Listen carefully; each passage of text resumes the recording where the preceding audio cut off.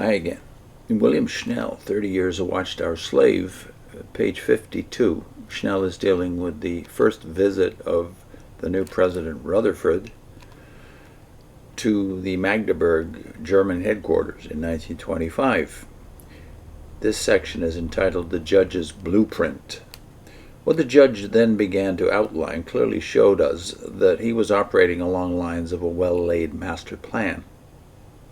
The plan had been taken from the experiences of Israel from the day they were liberated from Egypt, and he underscored that with the name he gave the book just then published, namely Deliverance, 1926, through their wilderness journey and to their entry into the land of promise, and finally to the establishment of the monarchy, and reaching its superb climax in the building of the temple by Solomon. It was not until July 1938, when, in discussing the advent of the theocracy of 1938, the judge again used the expansion and building program conducted by Solomon as his scriptural base, that the pattern fell in place in my mind. I was then catapulted back to this memorable dinner meeting just now described on the eve of the Magdeburg Convention in 1925.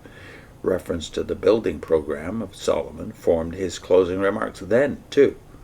Thus, throughout all these years, from 1919 to 1938, the Watchtower Society had used the experiences of the formation of the nation of Israel as a pattern for the formation of the new nation, improvising freely wherever and whenever it suited its purpose, or purposes, intent upon improving vastly over Israel. In following this pattern, they even included the loss of individuality within Israel as they chose the monarchical form of government. Also, the final effect of such a program upon the monarchy itself, when it broke in twain after Solomon's death, was not forgotten. For eventually they used this to justify a third and more exalted tier for the Watchtower Society, where it would be controlled no longer by one man, as had been the first by Russell and the second by Rutherford, but now by a perpetual consortium at the top, or by collective leadership. This third layer was inaugurated in 1938. They were not going to repeat Solomon's mistake. Much of the judge's talk, of course, had little meaning for the Bethel family that evening, because the translator was not very skillful. Brother Henry, who did the translating at the convention, had not yet arrived from London. But I, being American, born and having kept my English in fair shape, understood and absorbed every word.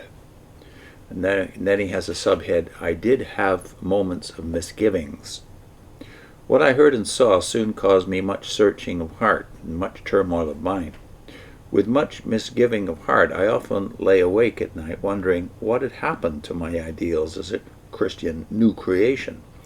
I worried about all this hustle and bustle, and the constant changes taking place, which were riveting stronger and stronger chains around my person. I was becoming organization-minded to an alarming degree. And then there were those things that did not fit together. For example, on New Year's Eve in 1925, we celebrated with prayer the advent of 1925 at Bethel, hoping for the appearance of the princes and the kingdom that year. But at the same time, we were expanding the material possessions of organization. By the spring of 1925, the Society sent out a call throughout Germany for carpenters, bricklayers, plumbers, to build a shiny new Bethel factory and buildings. This effected a reorientation in my mind. Imbued with success and advance, I now became totally and zealously organization-minded. He has capital O on organization, by the way. By that time, I had begun to succeed in building up the edition of Das Goldene Zeitalter, that is, the Golden Age. And since nothing succeeds like success, I finally became completely absorbed in this task, forgetting about myself completely and of my standing as a Christian.